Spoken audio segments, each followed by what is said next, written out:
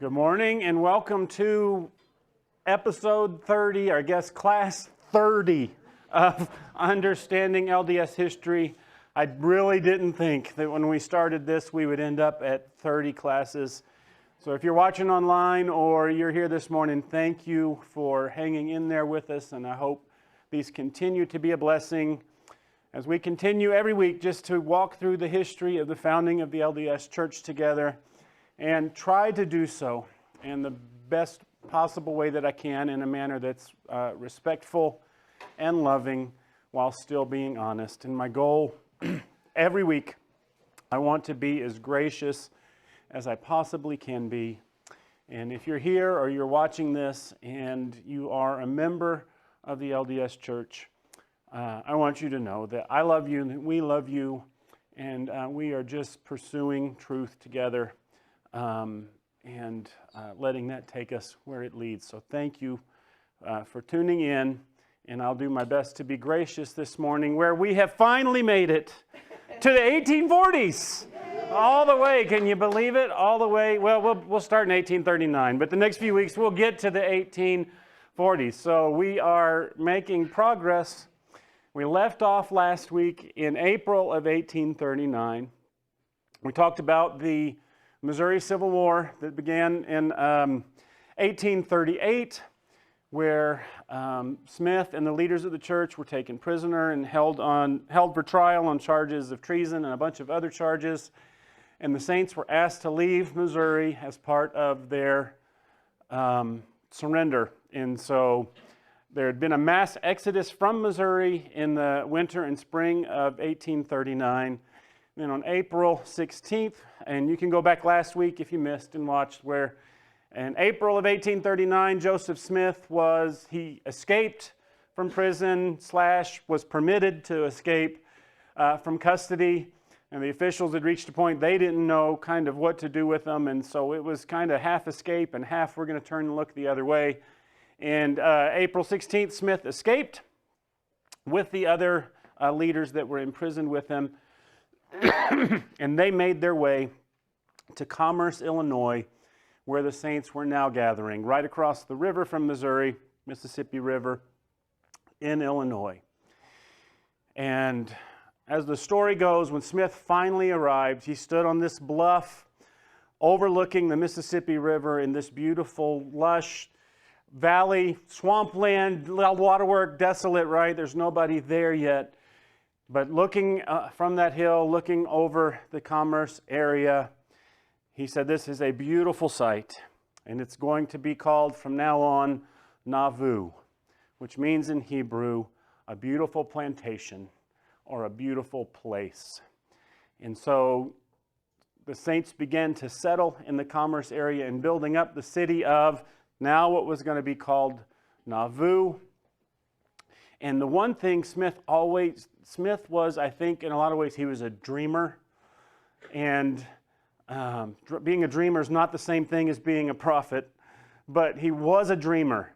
And he could always envision great things, and he could always see the potential in things. And looking out over this area, it was a bunch of marshland, but he saw the potential, and he saw what Nauvoo could be. And so they set to work laying out the city of Nauvoo, which experienced just explosive growth, way faster than even Far West had. Not only did you have the converts coming, or the saints coming from Missouri, but you had converts coming from Europe and Canada and the Northeast. In the early years of the church, there were very, very few converts from the South for a couple reasons. They didn't do much missionary work in the South, and the whole slavery issue. And the church had been, when they did speak on the issue, they had been more pro-slavery. And so they hadn't had a lot of success.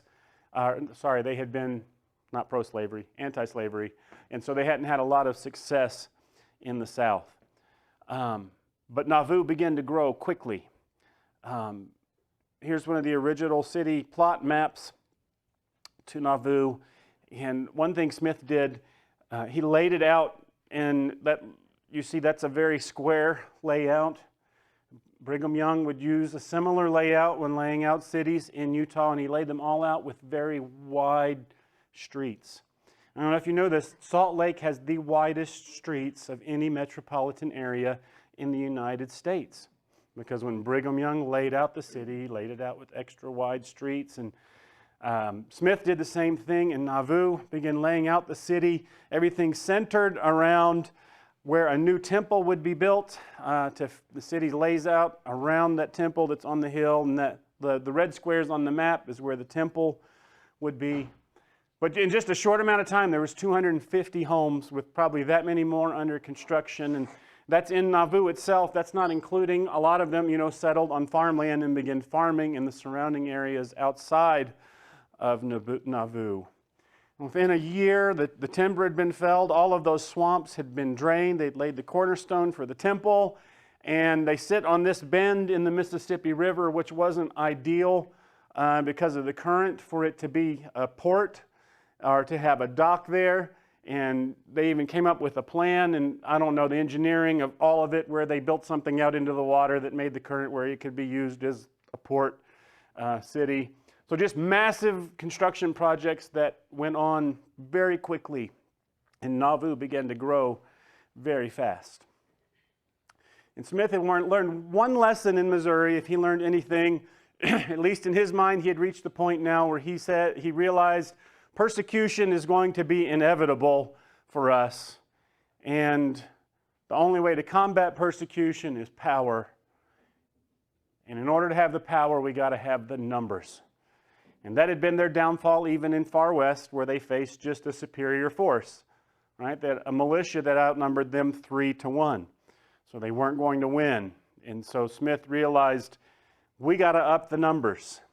So not long after he got there, beginning in 1839 to 1841, 42, he had the 12 apostles sent out on a missions trip, a mission to Europe that was massively successful. And I'll talk about it in detail next week. But thousands and thousands of converts in Europe that began flooding in to Nauvoo.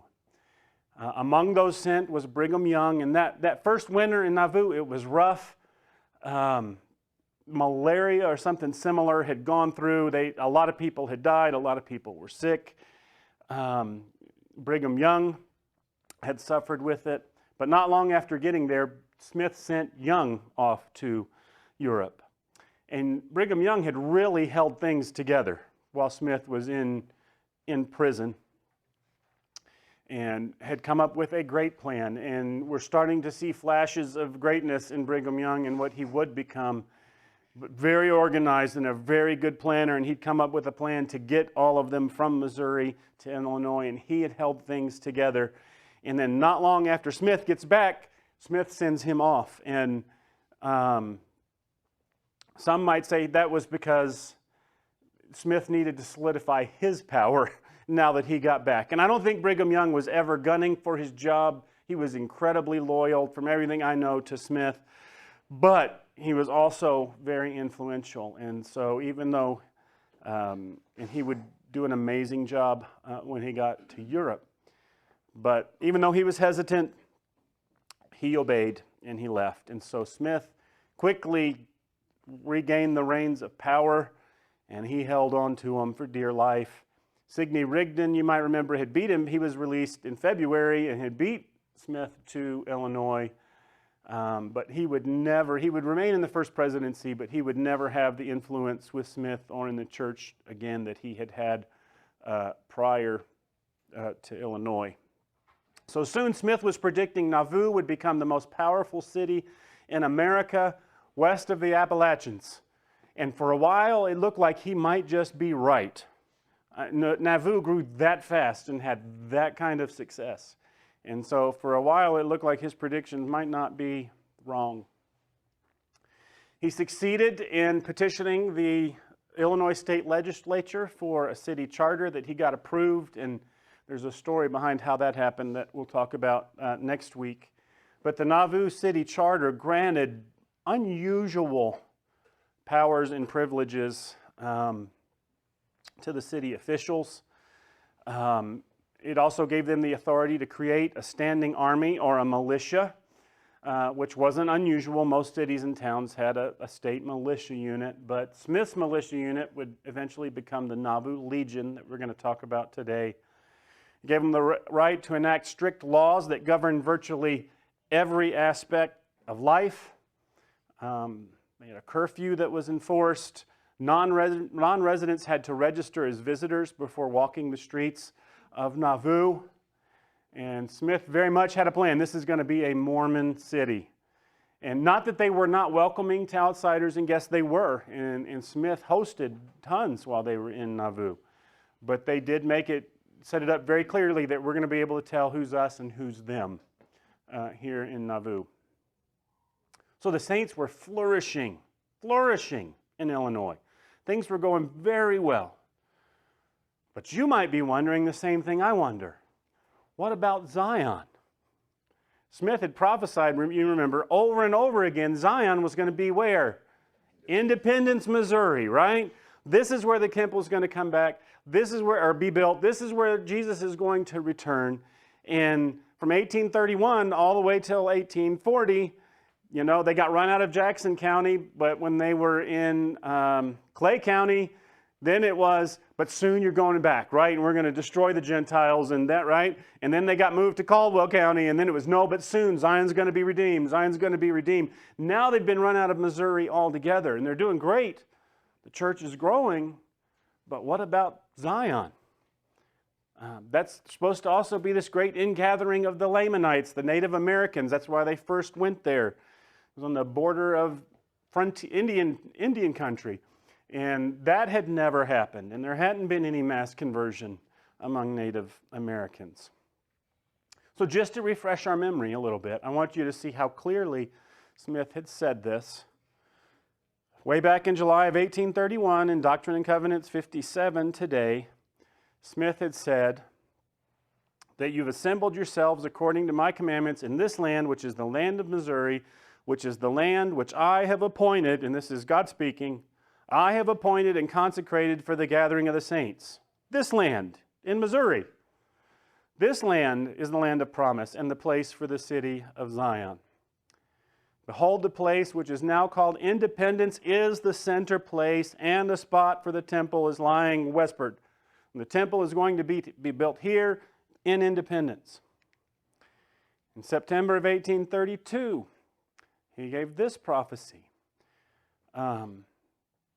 This is the word of God concerning his church, established in the last days for the restoration of his people, for the gathering of his saints to stand upon Mount Zion, which shall be the city of New Jerusalem, which city will be built, beginning at the temple lot, which is appointed by the finger of the Lord in the western boundaries of the state of Missouri.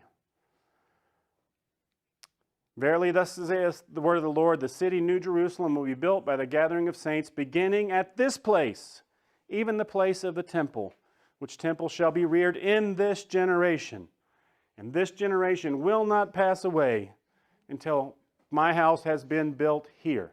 Couldn't be much more clear, right? Now they're not in Missouri at all. So what about Zion? They're doing great in Illinois. But what do you do with this? So as was often the case, rather than dealing with the previous false prophecies, Smith just gave new ones that canceled out the previous ones. So once he got to Illinois, we begin to see him saying things like this. This is what he told the ladies of the church at the founding of the Relief Society in 1842. He said, I now deliver it as prophecy. If the inhabitants of this state, Illinois, with the people of the surrounding country will turn unto the Lord with all their hearts, 10 years will not roll around before the kings and queens of the earth will come unto Zion, this place, come with their millions and contribute their abundance. So he's just moved it to another place, right? Now Zion's going to be here, and it's always, right, just around the corner. That's what he said to them all along in Missouri. Just a little longer, Zion's going to be built. Hang in there, hang in there. Now it's 10 years from now, they're all going to be coming here. This is what was read at the report in the General Conference of 1841.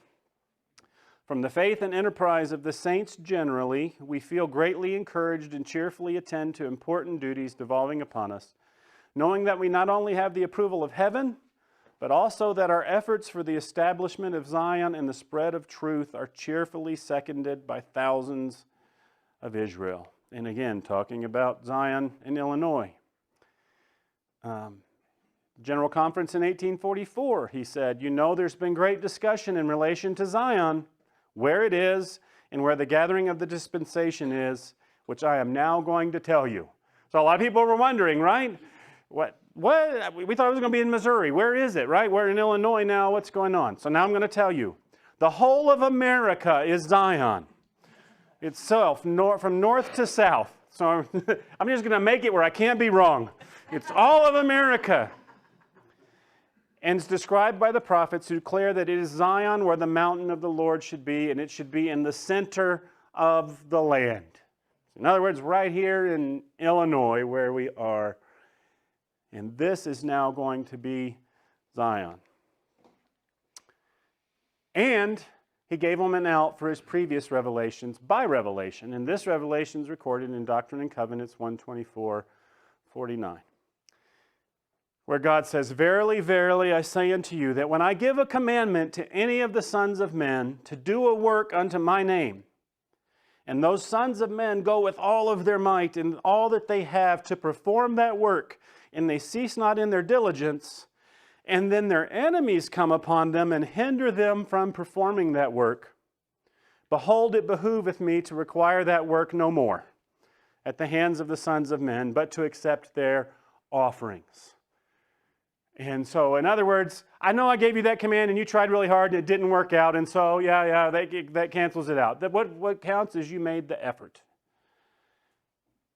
And I hope you can see this morning what a huge issue this is, right?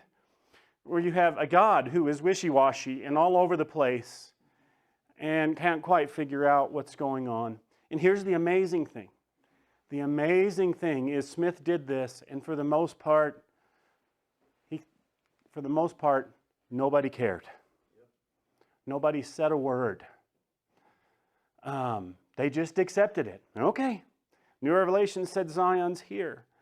And their own scholars have wrestled with that. How is this that he's just changing revelation from God all over the place, and people go, okay, I guess this is the way it is now, and they all go along with the new revelation. One of their own historians, Marvin Hill, who was taught at BYU, taught church history for many years, and was the official church historian of the church for many years, he said this, and I think this is fascinating about the early LDS mindset. He said, relatively few Mormons seemed to care whether what had been prophesied was perfectly consistent with what happened. It didn't matter often that the prophet often altered or expanded theology. The saints valued the process of revelation more than the product. Although Joseph Smith revised his revelations from time to time, including the Book of Mormon, few elders ever objected, which is amazing. What they seem to value is not the revelations themselves, but that we have somebody to give us revelation. We have somebody who speaks to us the words of God. And if the words of God aren't consistent, if the words of God change, that doesn't bother us. What they seem to value is just we have somebody to speak them. And I think you see this throughout LDS history, even down to today. Zion's in Missouri. No, now Zion's in Illinois. Now Zion's the whole country. That's all right. You see it with like polygamy, where in the early days they were adamant in their public face of saying, we don't practice polygamy. We are anti-polygamy. And then we had new revelation that says we are pro-polygamy. We think polygamy is a good thing. Then you eventually have Brigham Young saying, by revelation, you have to practice polygamy in order to gain exaltation. And without polygamy, you can't gain the highest level of heaven. Only in 1894 for the prophet to say, nope, no more polygamy. Polygamy is bad, and cancel it out. You see it in other practices like the priesthood. where for the first 150 years of the church, African Americans were not allowed to hold priesthood offices in the church until 1977. I believe it was 77, when there was a new revelation saying, oh yeah, now you can. Same thing in the early 90s. I think it was Hinckley was already the president at the time. New revelation, we're just going to change all the temple ceremony and take out all the things that are offensive and make people queasy in a modern day and age. So that practice still continues today.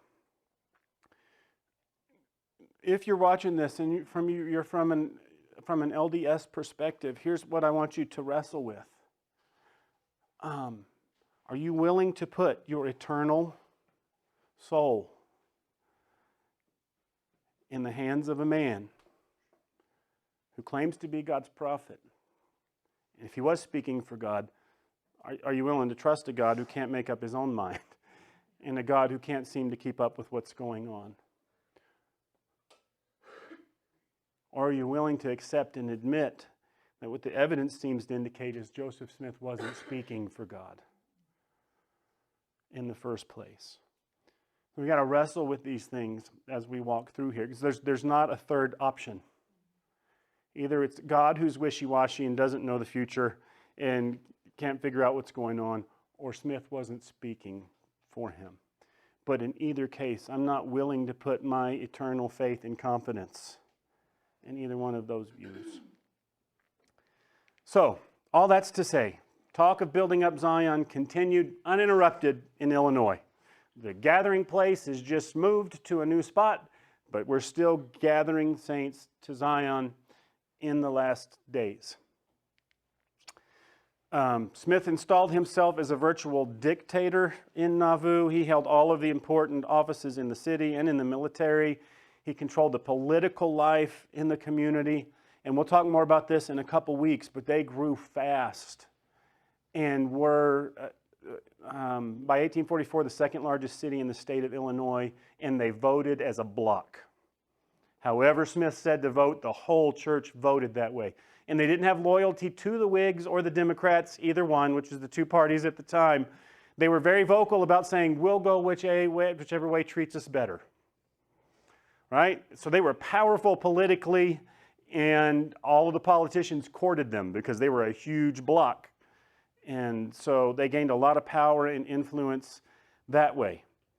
And Smith very much begins to develop a theocratic mindset here that we are going to establish a theocratic government, the rule of God, but I'm the one in charge, right? It's the rule of God through me in Nauvoo.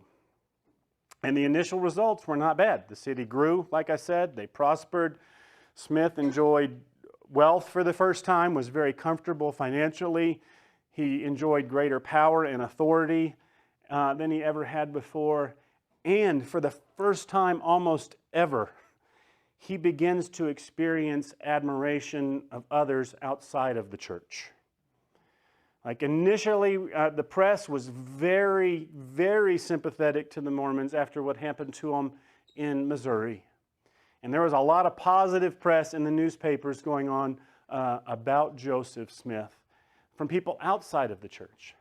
And he was certainly adored by those who had been faithful to him inside the church. Here's just a few examples. Wilford Woodruff, who would one day become the fourth president of the church, he said, "There's not a greater man than Joseph Smith standing in this generation. The Gentiles loop upon him, and he is to them like a bed of gold concealed from human view. They know not his principle, his spirit, his wisdom, virtue, philanthropy, nor his calling.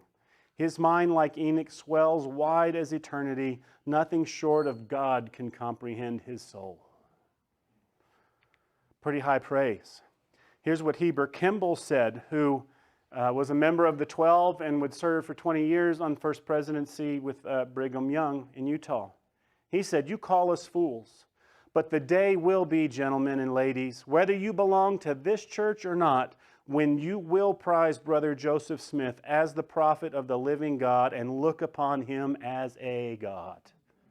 Ooh.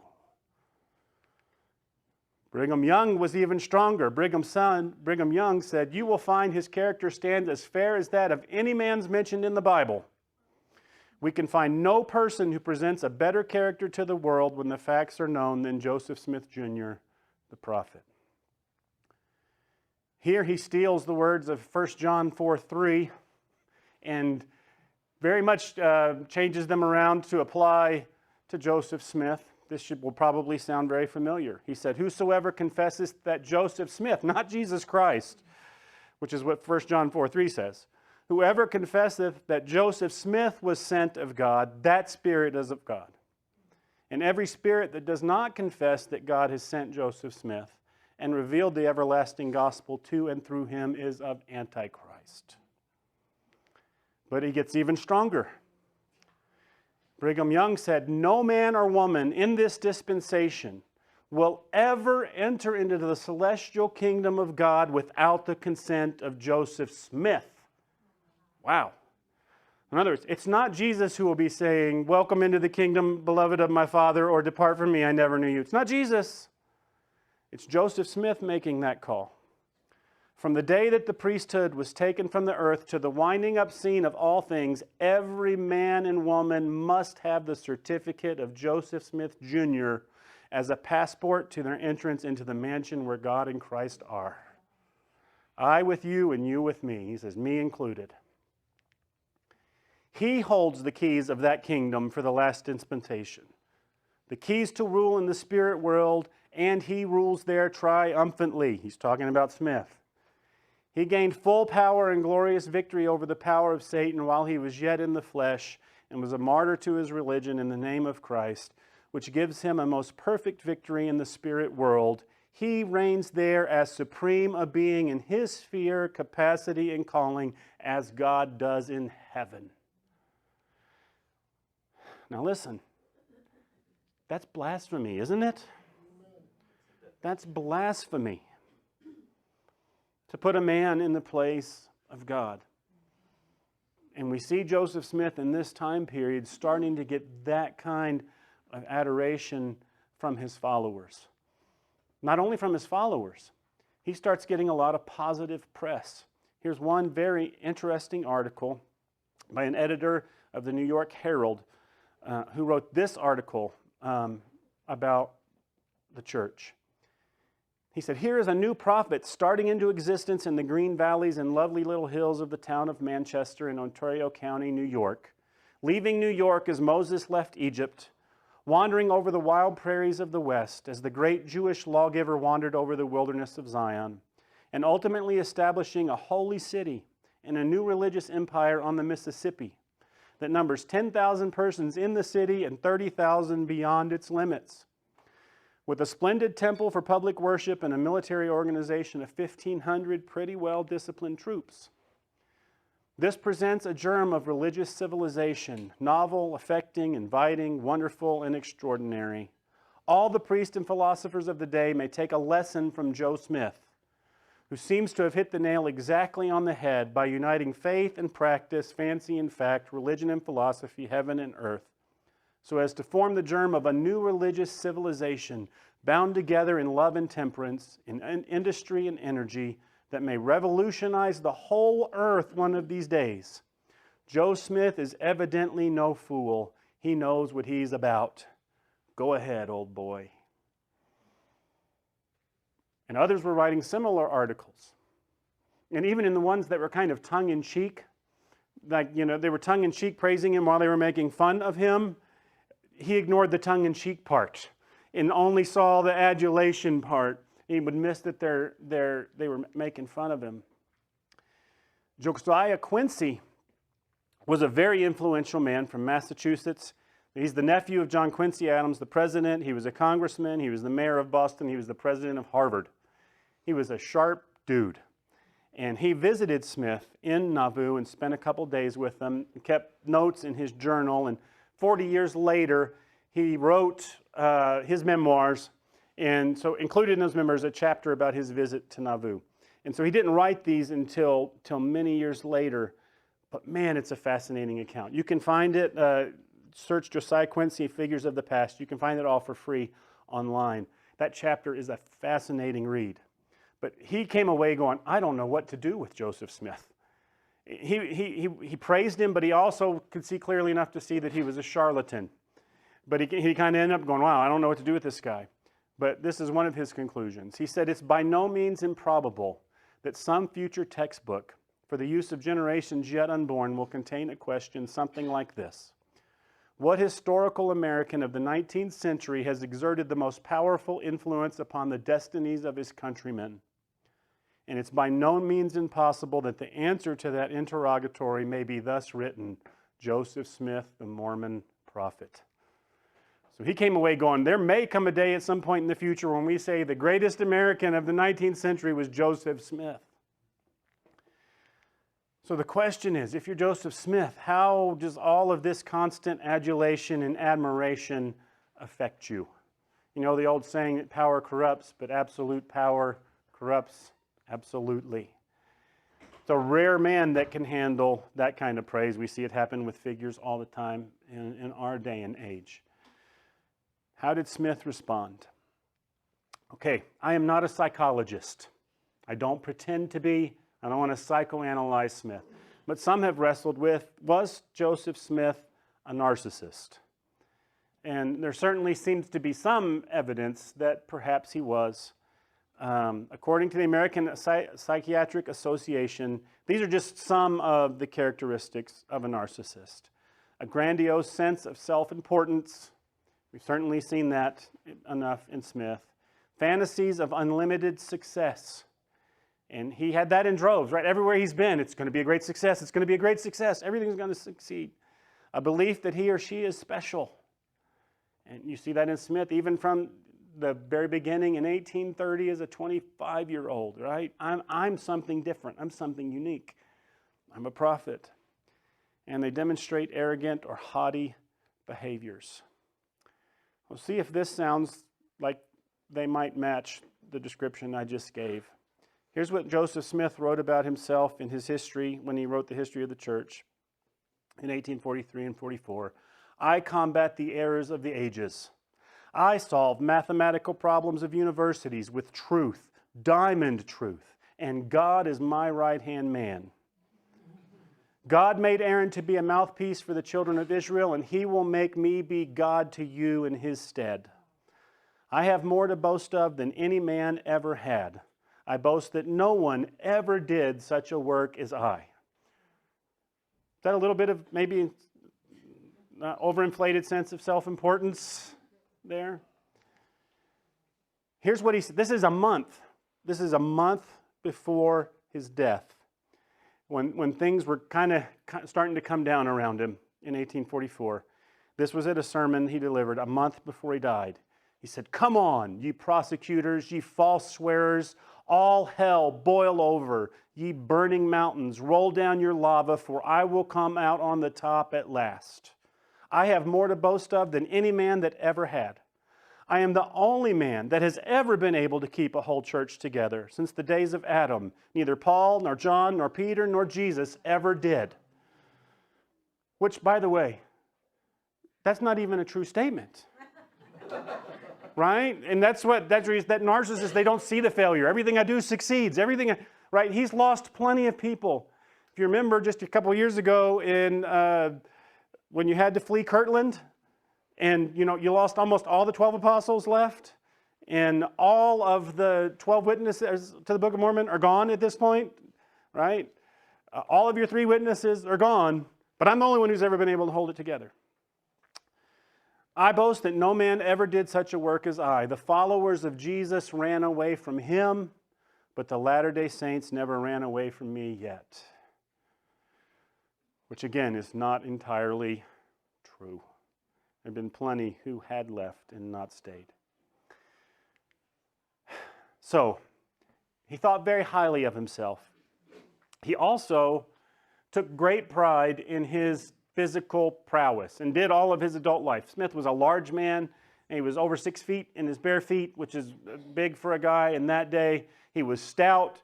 He was a great wrestler, good at physical acts of strength, and he took great pride in that. He wrote about it in his journal. I wrestled with William Wall, the most expert wrestler in Ramus, and I threw him. On another occasion, he said, I feel as strong as a giant. I pulled up with one hand the strongest man that could be found, and then 2 men tried, but they could not pull me up. So look at my muscles. How does that translate to how he treated other people when you put all this together?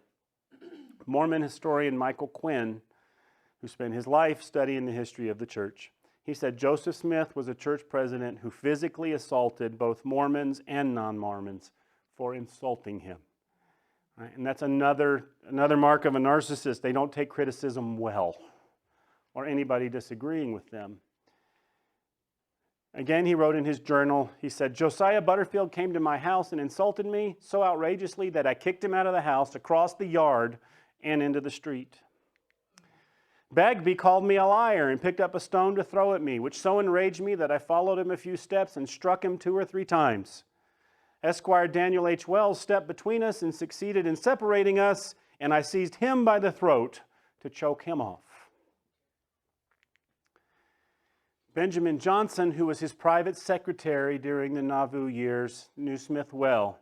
He said, and yet, although so social and even convivial at times, he would allow no arrogance or undue liberties, and criticism, even by his associates, was rarely acceptable, and contradiction would rouse in him the lion at once. For by no one of his fellows would he be superseded or disputed. His associates were more than once, for their impudence, helped from the congregation by his foot. And at one time, at a meeting in Kirtland, for insolence to him, he soundly thrashed his brother William, who boasted himself invincible. And to be fair, William probably did have it coming. From what we know of William. But, so he was known to get physical even with his own people, is my point. Jedediah Grant, who had been a member of Zion's camp, he was an apostle and an influential saint when they came to Missouri, told this story, and I read this just because, man, this is beautiful writing. What's writing here is, in Nauvoo, people came to see Smith all the time. He'd gained some celebrity, and other ministers were coming to question him from other denominations all the time. And this isn't a confrontation he had with a Baptist pastor. The Baptist stood before him, and folding his arms says, is it possible that I now flash my optics upon a prophet, upon a man who has conversed with my Savior? And he's being sarcastic, right? Yes, says the prophet. I don't know, but you do. Would you not like to wrestle with me? And that, you see, brought the priest right on to the thrashing floor, and he turned a somerset right straight, which means Smith decked him and spun him around. After he had whirled around a few times, like a duck shot in the head, he concluded that his piety had been awfully shocked, even to the center, and went to the prophet to learn why he had so shocked his piety. The prophet commenced and showed him the follies of the world and the absurdity of the long tone, and that he had a superabundant stock of sanctimoniousness. That's just good writing, isn't it? Man, you're just telling the story, and it was so eloquent. But he decked the Baptist pastor for getting sarcastic with him. So, all that's to say, Smith was very intent on gaining power, and he heard all of this praise about him. And nowhere is his future unwillingness to compromise seen more clearly than in the formation of the Nauvoo Legion. The Nauvoo Legion was formed under state militia laws. It was approved by the state legislature. And we'll talk about how that happened next week. But it was approved with some interesting provisions. It gave the Legion's officers lawmaking powers. So it blended legislative and executive powers. And the Legion could be called upon by the mayor to enforce city laws. So they could be called on, the state militia unit could enforce the local law in Nauvoo. Smith formed the Nauvoo Legion. And this is what Josiah Quincy said. He had to do it because he realized he needed military power. And this is from Quincy's account again. He said, while he was talking to Smith, that he spoke of the industrial results of his autocracy in the holy city we were visiting, of the extraordinary powers of its charter, obtained through his friend Governor Ford. The past had shown him that a military organization was necessary. He was now at the head of 3,000 men, equipped by the state of Illinois. They'd given them cannons, arms, everything. And the saints were prepared to fight as well as to work. I decided, said Smith, that the commander of my troops ought to be a lieutenant general, and I was, of course, chosen to that position. I sent my certificate of election to Governor Ford and received in return a commission of lieutenant general of the Nauvoo Legion and the militia of the state of Illinois. Now, in examining the Constitution of the United States, I find that an officer must be tried by a court-martial composed of his equals in rank. And as I am the only lieutenant general in the country, I think they will have a hard time trying to try me. So he's like, there's nobody else in the entire country who ranks as high as I do. And he wasn't wrong. There weren't any lieutenant generals in the normal military. And they had granted him that title. But it's interesting, he took that, you can see in that same, he took it seriously, right? That I have as much military authority as anybody else in the military, and even more, because I'm a lieutenant general. Despite the fact his sole experience when leading troops in battle was with Zion's camp, where he marched 200 men from Kirtland to Missouri, only to find out they were outnumbered and they turned around and marched home after God changed his mind about another revelation, right? That's the extent of his military leadership, but you can see, he believes his own bravado.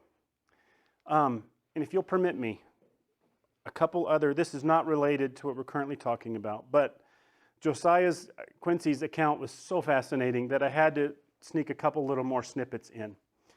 So where they were living there in Nauvoo, Joseph Smith's mother, Lucy, had opened a little museum with all of the mummies and the papyrus fragments that they had come in, purchased back when we talked about the book of Abraham. So now she had a little museum she would show them off to visitors for a quarter. And so while Quincy was visiting, Smith showed them to him. And this was Quincy's account. He said, there were some pine presses fixed against the wall of the room. These receptacles Smith opened and disclosed 4 human bodies, shrunken and black with age. These are mummies, said the exhibitor, Smith. I want you to look at that little runt of a fellow over there. He was a great man in his day. Why, that was Pharaoh Necho, king of Egypt. Some parchments inscribed with hieroglyphics were then offered to us. They were preserved under glass and handled with great respect. That is the handwriting of Abraham, the father of the faithful, said the prophet, and that is the autograph or the handwriting of Moses. And these lines were written by his brother Aaron. And here we have the earliest account of the creation from which Moses composed the book of Genesis. So he told Quincy. By the way, none of that's true. None of that's true. Mummy is not Pharaoh Necho or anybody great Pharaoh from Egypt. It's not Moses' handwriting. It's not Aaron's handwriting. And it's not Abraham's handwriting. As they were touring the Nauvoo temple, which was still under construction, he was showing Quincy around the town. Smith told him this, is not here one greater than Solomon, who built the temple with the treasures of his father David and with the assistance of Hiram, king of Tyre. Joseph Smith has built his temple with no one to aid him in the work. So I'm more impressive than Solomon or David. He's having another conversation with a Methodist minister who was there the same day as Quincy was there. So they were kind of having a debate on the front porch one night, and the Methodist said, why, I told my congregation the other Sunday that they might as well believe Joe Smith as such theology as that. And Smith said, did you say Joe Smith in a sermon? And the pastor said, of course I did. Why not? And the prophet's reply was given with a quiet superiority that was overwhelming. Considering only the day and the place, it would have been more respectful to have said Lieutenant General Joseph Smith. So you can kind of get a sense of his self-worth there, right? It's disrespectful for you to call me Joe Smith in a sermon when my title is Lieutenant General Joe Smith. Quincy told him at the end of the day, he said, it seems to me, General, as he was driving us to the river, that you have too much power to be safely trusted to one man. And Smith replied, in your hands or that of any other person, so much power would no doubt be dangerous. I am the only man in the world whom it would be safe to trust with it. Remember, I am a prophet. Which he said kind of wink, wink, nod, nod to Quincy. So you kind of get a sense of how Smith thought about himself in this time period when things were going so well. The Nauvoo Legion began to grow incredibly fast, and for a period there, they stopped using titles like brother and elder and president, and they were replaced with military terms like colonel and captain and general. And Smith preferred the title of lieutenant general. That's what he used in his personal conversation. It's how he signed his name. It's Lieutenant General Joseph Smith. And at that time, the only other officer in American history that actually had the permanent title of Lieutenant General was George Washington. And so you can kind of get a glimpse of how he thought about himself. And I haven't pointed out, this is Joseph Smith in his Nauvoo Legion uniform, which he loved to wear about. He paraded the troops every chance he got. They drilled constantly. They're probably the best trained militia unit in the state. Most militia units, the training consisted of you show up on Saturday, you march in formation and get to the tavern as fast as you can. These guys worked at it. They were well drilled, they were well trained, and their numbers kept growing. So in the end, Nauvoo had almost become an independent city-state with a military whose command existed to enforce civil law. So by 1841, there was 1,500 in the Nauvoo Legion. By the middle of 1842, they had 26 companies and 2,000 troops in the Nauvoo Legion. By 1844, it was 4,000 soldiers. They were the second largest military in the country, second only to the United States Army, which had a total, this kind of blows my mind. The total United States Army at the time was about 8,500 men. So when we say they had 4,000 soldiers in Nauvoo, that is an impressive number of soldiers for the time period. And that made some people really nervous, including their neighbors, and there was some jealousy here. So there's a little town just to the south of Nauvoo called Warsaw, who's now totally become eclipsed like that by Nauvoo, right, in the same county. And Nauvoo is exploding in growth. And they're both river cities and river trade and all of that. And so they're siphoning off business. And so there's some jealousy involved here.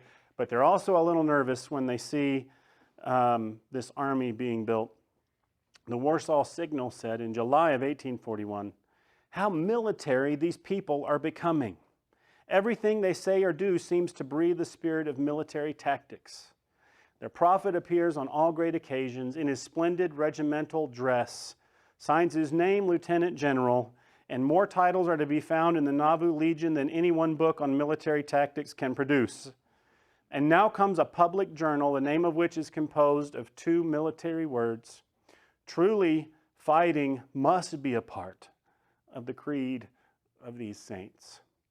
And so just as we saw in Ohio, just like we saw in Missouri, when the Mormon numbers began growing, and Illinois welcomed the saints with open arms. The legislature was very welcoming to them. They approved the city charter, they approved the Nauvoo Legion without even looking at it. They were just very open and welcoming to them. Politics are involved. It's a huge voting block, and all the politicians were courting them. And so initially, they all loved them. But just like everywhere else they had been, as they get bigger and bigger, all the people in the minority start to get more and more nervous and jealous. And there was the little fact that Joseph Smith was still an outlaw from justice. He was still a wanted man in the state of Missouri. And so that's an awkward place to stop. But that's where we're going to stop for this week. We'll pick up there next week with life in the city of Nauvoo and how it developed, and particularly what led to the growth of the church in Nauvoo. But I hope that was helpful. Let me pray for us, and if you have any questions, I'll hang out and answer those for a few minutes.